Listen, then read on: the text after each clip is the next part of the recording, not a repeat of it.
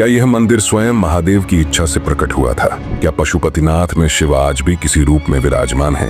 और क्या यहाँ आने मात्र से पापों का नाश हो जाता है? नेपाल की राजधानी काठमांडू में स्थित पशुपतिनाथ मंदिर सिर्फ एक मंदिर नहीं, बल्कि आध्यात्मिक ऊर्जा, पौराणिक रहस्यों और चमत्कारिक घटनाओं का केंद्र है।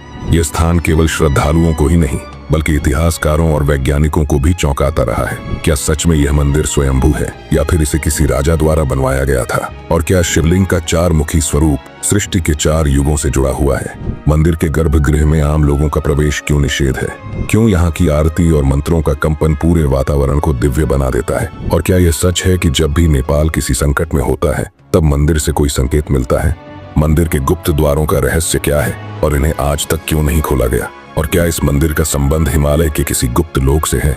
ये डॉक्यूमेंट्री आपको ले चलेगी पशुपतिनाथ मंदिर के रहस्यमयी गलियारों और प्राचीन कथाओं की दुनिया में। हम खोजेंगे इतिहास, धर्म और विज्ञान के आधार पर उन रहस्यों को जो इसे केवल एक मंदिर से कहीं अधिक शिव का सजीव धाम बनाते हैं। क्या आप तैयार हैं इस अनोखी यात्रा के लिए, जहां आस्था और रहस्य एक साथ चलते हैं और जहां हर भक्त को शिव की उपस्थिति का एहसास होता है? दुनिया भर में भगवान शिव के अनगिनत धाम हैं, जिनमें से हर एक की अपनी अलग महिमा है, जहां हर पत्थर में एक कहानी छुपी है और साक्षात भोलेनाथ का निवास है।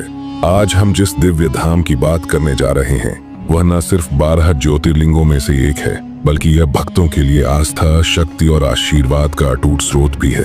आज की वीडियो में हम इस पवित्र स्थान के बारे में विस्तार से जानेंगे और साथ ही इसकी पौराणिक कथाओं, स्थापत्य कला और अनोखी परंपराओं के बारे में भी चर्चा करेंगे। मैं बात कर रहा हूं पशुपतिनाथ मंदिर की, जिसे न केवल नेपाल बल्कि पूरे विश्व में पवित्र और रहस्यमय माना जाता है। नेपाल का पशुपतिनाथ मंदिर ये केवल एक मंदिर नहीं, बल्कि हिंदू धर्म के सबसे पवित्र तीर्थ स्थलों में से एक माना जाता है। तो चलिए वीडियो शुरू करते हैं। और हाँ, अगर आपने अभी तक हमारे चैनल को सब्सक्राइब नहीं किया है तो सब्सक्राइब जरूर कर लीजिए, ताकि ऐसी और भी रहस्यमयी इतिहास की वीडियो मिस ना हो। वीडियो को बिना स्किप किए अंत तक जरूर देखिएगा। नेपाल में पशुपतिनाथ का मंदिर काठमांडू के पास देवपाटन गांव में बागमती नदी के किनारे स्थित है। मंदिर में भगवान शिव की एक 5 मुख वाली मूर्ति है। चारों दिशाओं में एक एक मुख और एक मुख ऊपर की ओर है। प्रत्येक मुख के दाएं हाथ में रुद्राक्ष की माला और बाएं हाथ में कमंडल मौजूद है। कहते हैं कि ये 5 मुख अलग अलग दिशा और गुणों का परिचय देते हैं। पूर्व दिशा की ओर वाले मुख को तत्पुरुष कहा जाता है।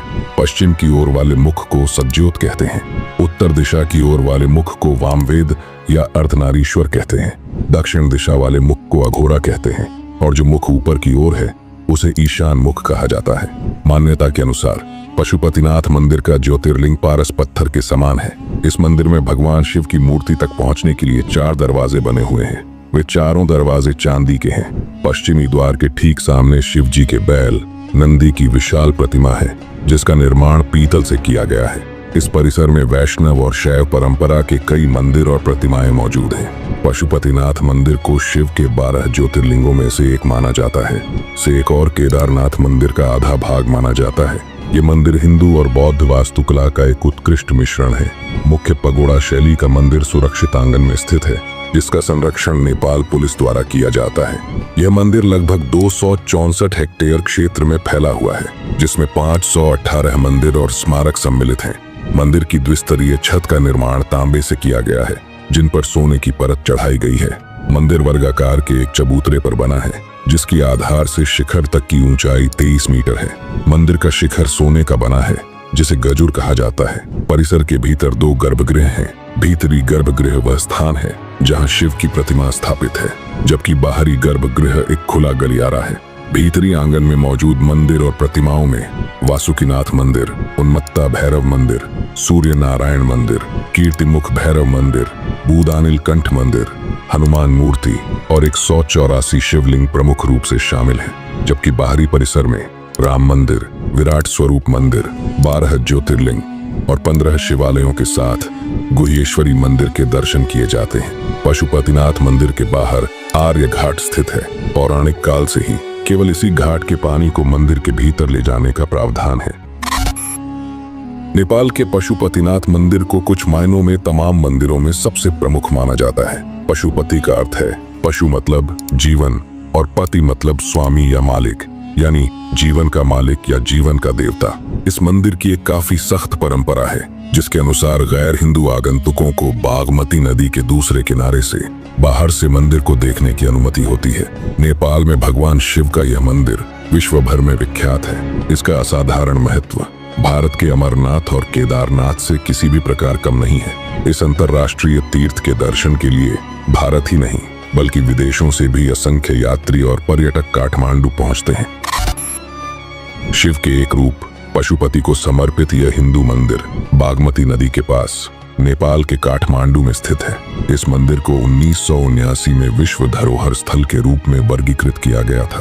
परिसर पवित्र बागमती नदी के किनारे सदियों से बने मंदिरों, आश्रमों, चित्रों और शिलालेखों का एक विशाल संग्रह है। यूनेस्को द्वारा काठमांडू घाटी के नामकरण में इसे 7 स्मारक समूहों में से एक माना गया है। पशुपतिनाथ मंदिर काठमांडू का सबसे पुराना हिंदू मंदिर है। इस मंदिर की उत्पत्ति पूर्व वैदिक काल की मानी जाती है। नेपाल महात्म्य और स्कंद पुराण के हिमखंड के अनुसार यहाँ के देवता ने पशुपति के रूप में अत्यधिक प्रसिद्धि प्राप्त की थी। पशुपतिनाथ मंदिर का अस्तित्व 400 ईसा पूर्व में भी दर्ज है। पशुपतिनाथ दरअसल 4 चेहरों वाला लिंग है। पूर्व दिशा की ओर वाले मुख को तत्पुरुष, पश्चिम की ओर वाले मुख को सज्जोत, उत्तर दिशा की ओर देख रहे मुख को वामवेद और दक्षिण दिशा वाले मुख को अघोरा कहा जाता है। ये चारों चेहरे तंत्र विद्या के 4 बुनियादी सिद्धांतों का प्रतीक माने जाते हैं। कुछ लोग यह भी मानते हैं कि चारों वेदों के बुनियादी सिद्धांत भी यहीं से निकले हैं। माना जाता है कि यह लिंग वेद लिखे जाने से पहले ही स्थापित हो गया था और इससे कई पौराणिक कहानियां भी जुड़ी हुई हैं। नेपाल महात्मा और हिमखंड पर आधारित स्थानीय कथा के अनुसार वाराणसी में देवताओं के स्वामी भगवान शिव निवास करते थे। शिव की महिमा पूरे त्रिलोक में विख्यात थी और उनके बिना वाराणसी अधूरी लगती थी। लेकिन एक दिन भगवान शिव वाराणसी छोड़कर हिमालय की ओर चले गए। देवताओं को जब यह ज्ञात हुआ तो वे चिंतित हो उठे और शिव को वापस लाने का उपाय खोजने लगे। भगवान शिव चलते चलते नेपाल की पावन बागमती नदी के किनारे आ पहुंचे। वहां एक घना जंगल था जिसे मृगस्थली कहा जाता था। शिव ने वहां एक चित्तीदार हिरण का रूप धारण किया और गहरे ध्यान में लीन हो गए। जब देवताओं को यह पता चला कि शिव वहां है तो वे भी उनके पास पहुंचे और उनसे विनती करने लगे, हे महादेव, कृपया वाराणसी लौट आइए, आपके बिना वह नगरी अधूरी है। लेकिन भगवान शिव अब हिमालय की इस भूमि को छोड़ना नहीं चाहते थे। उन्होंने छलांग लगाई और नदी के दूसरे किनारे पहुंच गए। इस दौरान उनके सींग के 4 टुकड़े हो गए। यहीं पर भगवान पशुपति चतुर्मुख लिंग के रूप में प्रकट हुए। तभी से यह स्थान पशुपतिनाथ के नाम से प्रसिद्ध हो गया। दूसरी कथा एक चरवाहे से जुड़ी है। माना जाता है कि काठमांडू की हरी भरी घाटियों में एक ग्वाला अपनी गायों को चराने ले जाता था। उसकी सबसे प्रिय गाय हर रोज एक विशेष स्थान पर जाकर अपने आप दूध गिरा देती थी। ये देखकर ग्वाला हैरान था, आखिर वहाँ ऐसा क्या था जो उसकी गाय उस स्थान को इतना पूजती थी। ग्वाले ने अपने गांव के बुजुर्गों को यह बात बताई। जब लोगों ने उस स्थान को खोदा तो उनके सामने एक अद्भुत शिवलिंग प्रकट हुआ। ये कोई साधारण शिवलिंग नहीं था, बल्कि ऐसा प्रतीत होता था जैसे यह स्वयं धरती की गोद से प्रकट हुआ हो। गांव वालों ने इसे भगवान शिव का संकेत माना और वहां एक भव्य मंदिर बनाने का निश्चय किया। यही वह स्थान था जहां बाद में पशुपतिनाथ मंदिर बना। तीसरी कथा भारत के उत्तराखंड राज्य से जुड़ी एक पौराणिक कथा से संबंधित है। इस कथा के अनुसार इस मंदिर का संबंध केदारनाथ मंदिर से है। कहा जाता है कि कुरुक्षेत्र की लड़ाई के बाद अपने ही बंधुओं की हत्या करने की वजह से पांडव बेहद दुखी थे। उन्होंने अपने भाइयों और सगे संबंधियों को मारा था, जिसे गोत्रवध कहा जाता है। वे अपनी करनी पर पछता रहे थे और खुद को अपराधी महसूस कर रहे थे। इस दोष से मुक्त होने के लिए वे भगवान शिव की खोज में निकल पड़े। लेकिन शिव नहीं चाहते थे कि जो जघन्य कांड उन्होंने किया है उसका प्रायश्चित उन्हें इतनी आसानी से मिल जाए। जब पांडव शिव के पास पहुंचे तो शिव ने एक बैल का रूप धारण कर लिया और भागने लगे, परंतु पांडवों ने उन्हें पहचान लिया और उनका पीछा किया। इस दौरान भगवान शिव जमीन में लुप्त हो गए और जब वे पुनः प्रकट हुए तो उनके शरीर के टुकड़े अलग अलग स्थानों पर बिखर गए। नेपाल के पशुपतिनाथ में उनका मस्तक गिरा, केदारनाथ में बैल का कुबड़ गिरा, तुंगनाथ में बैल की 2 आगे की टांगें गिरी, मध्य महेश्वर में नाभि वाला हिस्सा गिरा, कल्पनाथ में बैल के सींग गिरे। इसलिए कहा जाता है कि जो भी पशुपतिनाथ के दर्शन करता है उसे केदारनाथ भी अवश्य जाना चाहिए। चौथी कथा मध्यकाल से जुड़ी है, जब भारत और नेपाल पर आक्रमण हो रहे थे।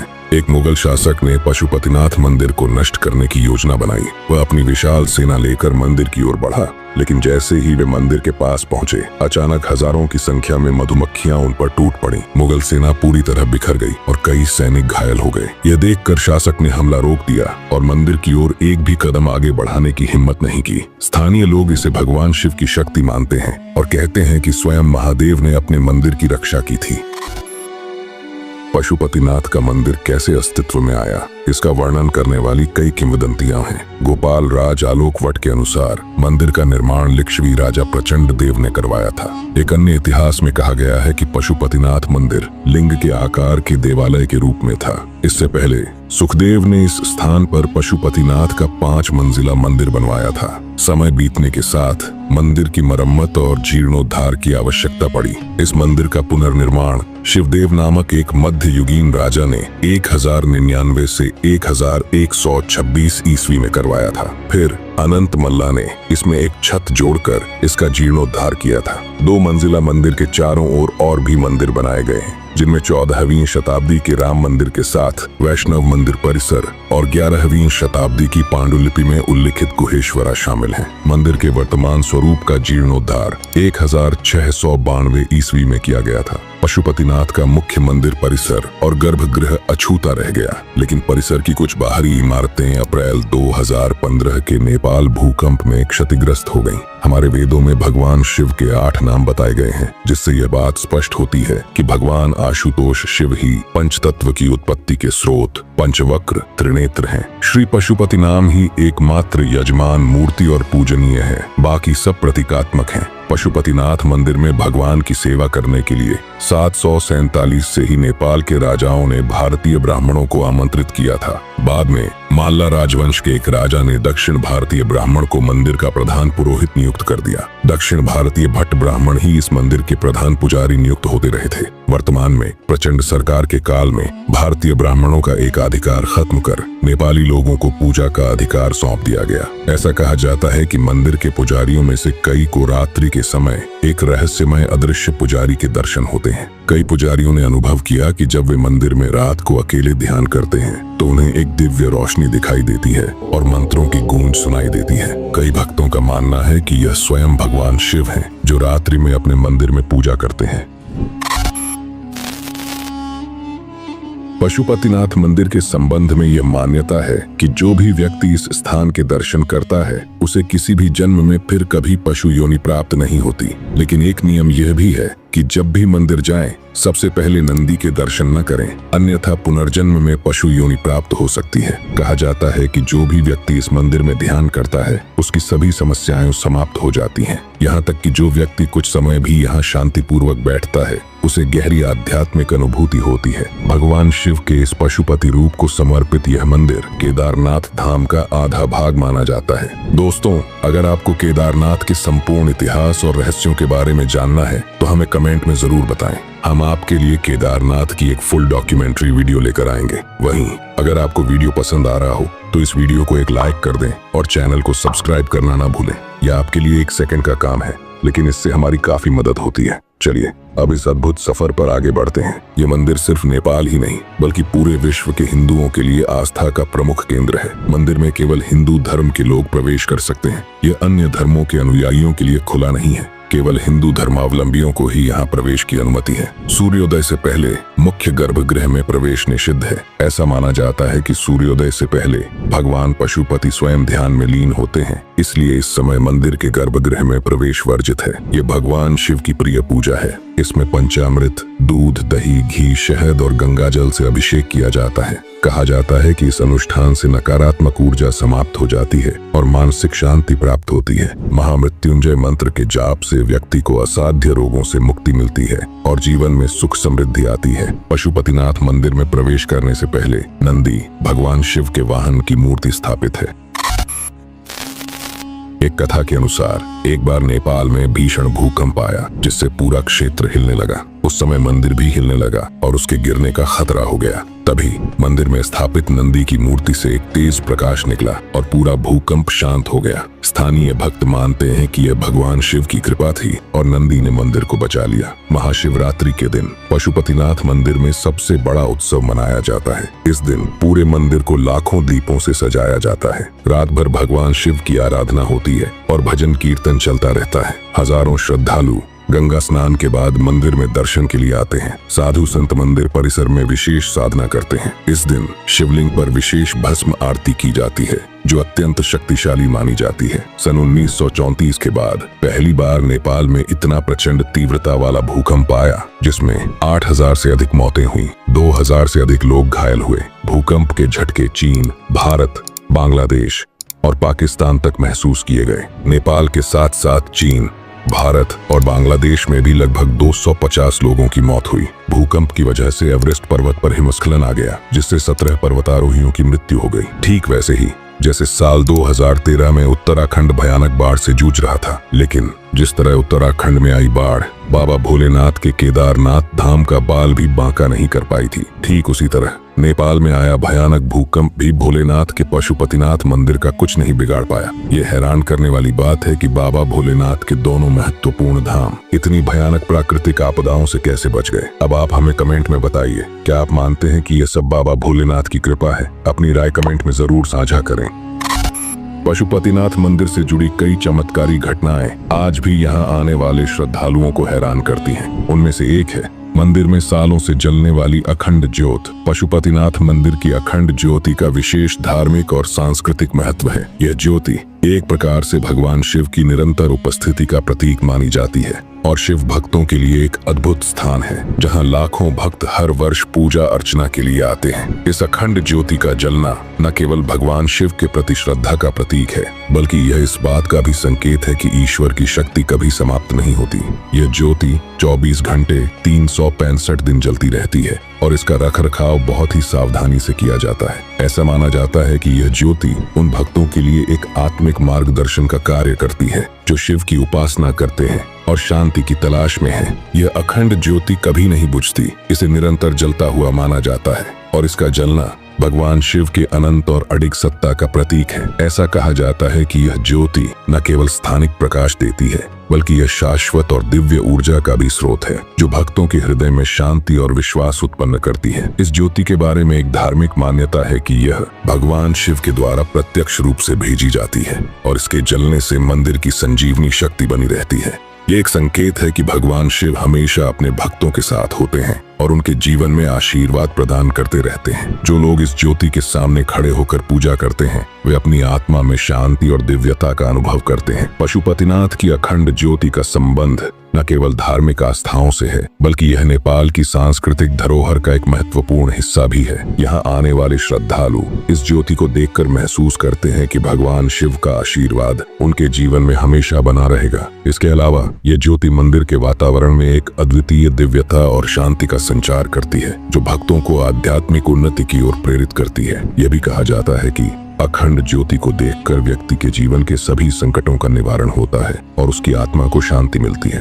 यह विश्वास है कि भगवान शिव की यह ज्योति अनंत काल तक जलती रहेगी और भक्तों को उनकी दिव्य कृपा प्राप्त होती रहेगी। एक प्राचीन भविष्यवाणी के अनुसार जब पशुपतिनाथ मंदिर का अस्तित्व समाप्त हो जाएगा तब यह संसार भी समाप्त हो जाएगा। कहा जाता है कि जब तक यह मंदिर सुरक्षित रहेगा तब तक भगवान शिव इस सृष्टि की रक्षा करेंगे, लेकिन जिस दिन यह मंदिर पूरी तरह नष्ट होगा उस दिन महाप्रलय आएगा और पूरी धरती जलमग्न हो जाएगी।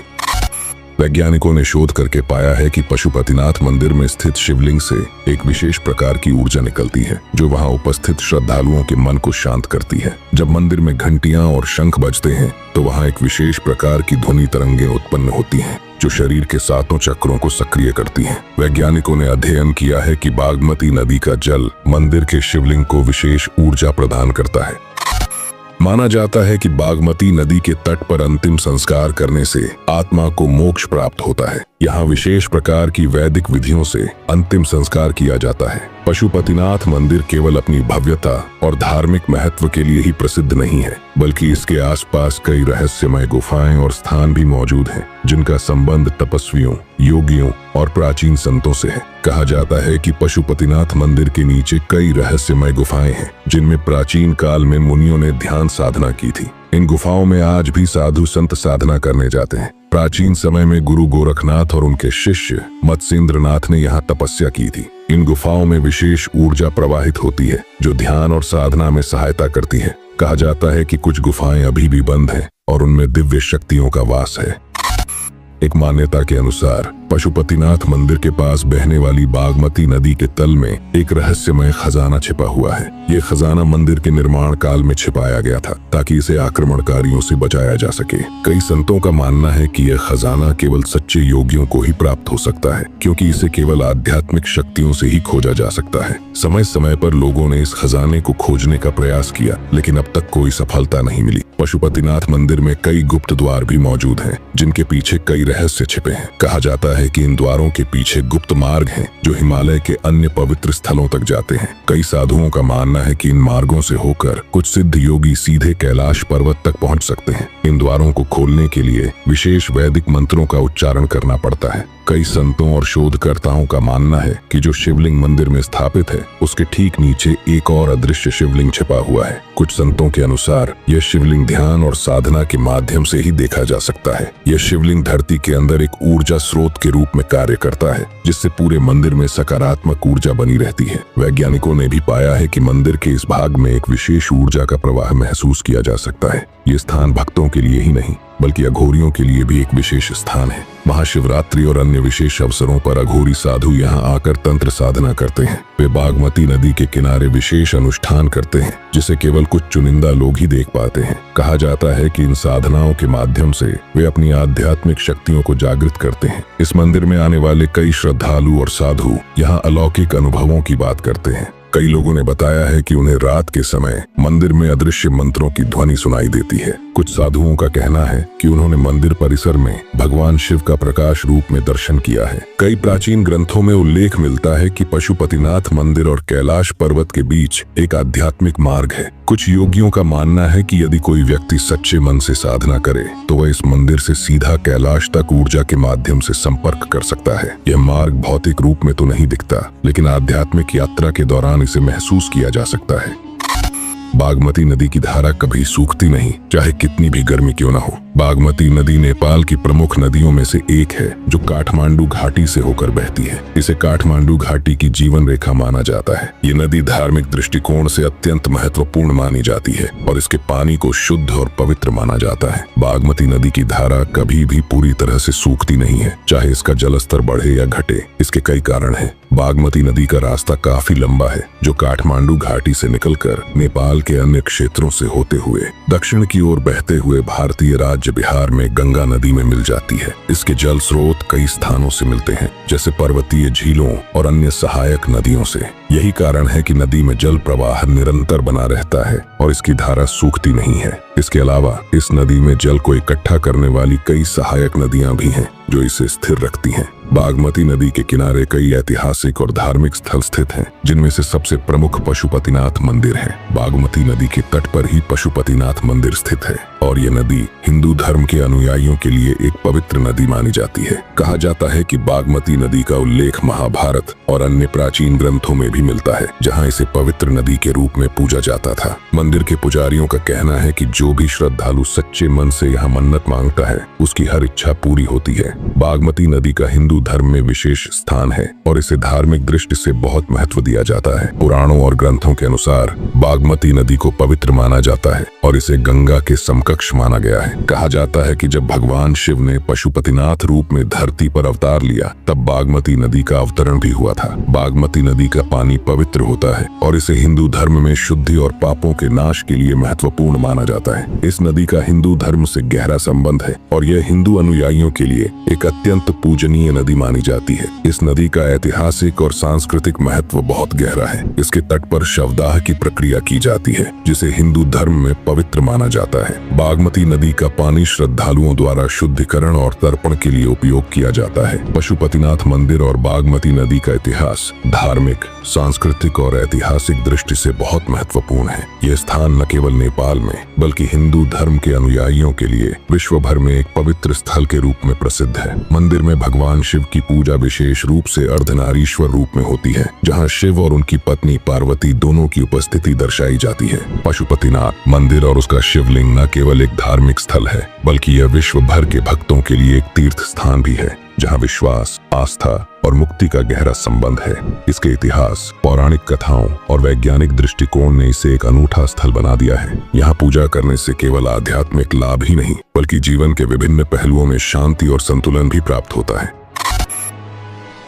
पशुपतिनाथ मंदिर में सुबह की आरती सुबह 5 बजे से दोपहर 12 बजे तक और शाम की आरती शाम 5 बजे से 7 बजे तक होती है। भक्त सुबह 4 बजे से शाम 7 बजे तक मंदिर के भीतरी क्षेत्र में प्रवेश कर सकते हैं। मंदिर बंद होने का समय निश्चित नहीं है, इसे मौसम के अनुसार बदला जाता है। नवंबर के दौरान मंदिर शाम 6:30 पर बंद हो जाता है, वहीं गर्मियों में रात 8 बजे तक इसे बंद किया जाता है। पशुपतिनाथ मंदिर में भक्तों को गर्भगृह में प्रवेश की अनुमति नहीं है। सुबह अभिषेक समय 9 बजे से 11 बजे तक होता है। अभिषेक के समय मुख्य मंदिर के चारों दरवाजे खोल दिए जाते हैं। इस प्रकार अभिषेक की विशेष पूजा के दौरान शिवलिंग के चारों मुख भक्तों को दिखाई देते हैं। वे गर्भगृह के बाहरी क्षेत्र से ही मंदिर का अवलोकन कर सकते हैं।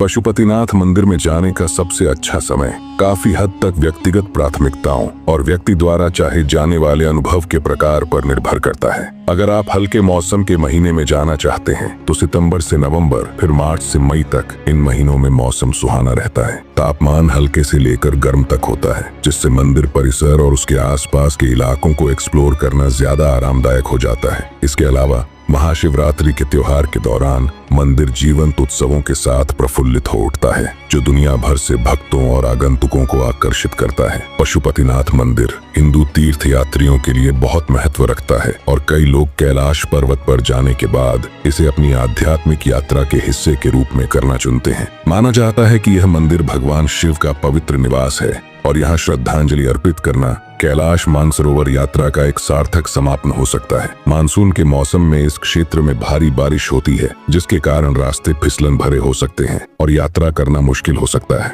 नदियों का जलस्तर भी काफी बढ़ जाता है, जिससे कुछ क्षेत्रों तक पहुंचना कठिन हो जाता है। तो यात्रा के लिए अपने साथ छाता या रेनकोट तथा ऐसे जूते का चुनाव करें जो आपको फिसलन से बचाने में मदद करें। साथ ही फोन तथा बैग कवर भी साथ में जरूर लेकर जाएं। वहीं अगर आप समृद्ध सांस्कृतिक और धार्मिक उत्सवों को देखना चाहते हैं तो तीज या बाला चतुर्दशी जैसे प्रमुख हिंदू त्योहारों के आसपास अपनी यात्रा की योजना बनाना एक अनूठा और मनोरंजक अनुभव प्रदान कर सकता है। अगर आप फ्लाइट से जाना चाहते हैं तो भारत से पशुपतिनाथ मंदिर पहुंचने का सबसे अच्छा तरीका काठमांडू तक की फ्लाइट लेना है। त्रिभुवन अंतर्राष्ट्रीय हवाई अड्डा काठमांडू शहर से सिर्फ 5 किलोमीटर दूर है। दिल्ली से काठमांडू की सभी फ्लाइट डायरेक्ट हैं। दिल्ली से काठमांडू की उड़ान की दूरी लगभग 800 किलोमीटर है, जो आसानी से 2 घंटे से भी कम समय में तय की जाती है। लेकिन ध्यान रखें, काठमांडू के बदलते मौसम के कारण कभी कभी आपकी फ्लाइट डिले हो सकती है। अगर आप ट्रेन से जाना चाहते हैं तो भारत और नेपाल के बीच कोई सीधी रेल सेवा नहीं है। ऐसे में पहले आपको दिल्ली से गोरखपुर तक ट्रेन से यात्रा करनी होगी, फिर वहां से सनौली के लिए बस लेनी पड़ेगी। आप सड़क मार्ग से भी काठमांडू जा सकते हैं। इसके बाद नेपाल बॉर्डर से काठमांडू के लिए दूसरी बस लेनी होगी।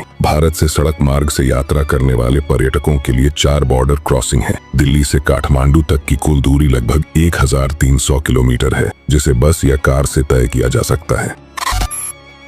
यदि आप हिंदू हैं तो अपने साथ कोई मान्य पहचान पत्र आईडी लेकर जाएं। यह आपको आंतरिक मंदिर प्रांगण में प्रवेश करने की अनुमति दिला सकता है। मंदिर की पवित्रता का सम्मान बनाए रखें और शालीन कपड़े पहने। फोटोग्राफी प्रतिबंधों का सम्मान करें। कुछ क्षेत्रों में फोटोग्राफी की अनुमति नहीं होती, खासकर धार्मिक समारोहों के दौरान। मंदिर परिसर में शांति और सम्मानजनक व्यवहार बनाए रखें। ये एक पूजा स्थल है और आगंतुकों से अपेक्षा की जाती है कि वे उसी के अनुसार आचरण करें। दक्षिणावर्त दिशा में चलते हुए मंदिर या किसी पवित्र संरचना की परिक्रमा करें। यदि कोई धार्मिक अनुष्ठान चल रहा हो तो शांति से अवलोकन करें और उसकी पवित्रता बनाए रखें। इन सभी बातों का ध्यान रखते हुए आप पशुपतिनाथ मंदिर की पवित्रता में योगदान दे सकते हैं और एक आध्यात्मिक एवं सांस्कृतिक रूप से समृद्ध अनुभव प्राप्त कर सकते हैं। दोस्तों, अगर आपको ये वीडियो पसंद आई हो तो लाइक करें, शेयर करें और चैनल को सब्सक्राइब करना ना भूलें, क्योंकि आगे भी आपको इस चैनल पर ऐसी डॉक्यूमेंट्री वीडियो देखने को मिलती रहेंगी।